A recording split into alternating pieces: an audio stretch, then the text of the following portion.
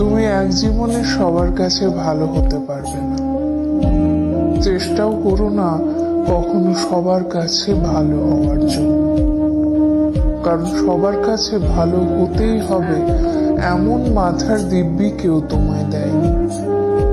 আর তুমি বেঁচে আছো তোমার নিজস্বতায়। সেখানে তোমায় কে ভাবলো, কে খারাপ ভাবলো, তাতে কিচ্ছু এসে যায় না। দিন শেষে নিজের জন্য নিজেকেই থাকতে হয়, অন্য কেউ তোমার জন্য থাকে না, থাকেনি কখনো আর থাকবেও না।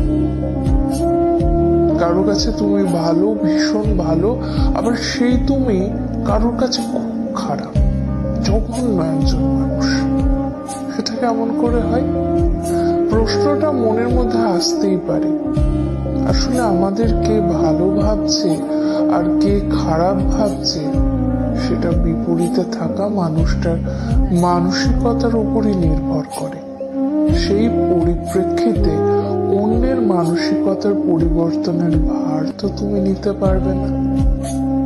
তাই তোমায় কে কি ভাবলো এই নিয়ে ভাবনা চিন্তাটা একটু দূরেই রাখো।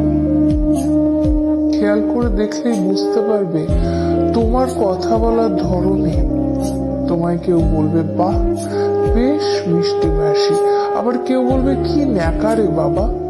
আবার কখনো তুমি যদি স্পষ্টবাদী হও কেউ তোমায় বলবে প্রতিবাদী, কেউ বলবে ঠোঁট কাটা। আসলে পুরোটাই যে ভাবছে তার উপরই নির্ভর করে।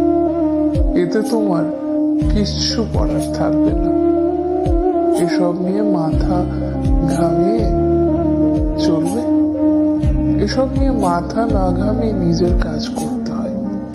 কারণ কথাই বা কারোর সুবিধার্থে নিজের স্বভাব, নিজের রুচি, নিজের ভালো লাগা পরিবর্তন না করাই ভালো। কারণ দিনের শেষে নিজের জন্য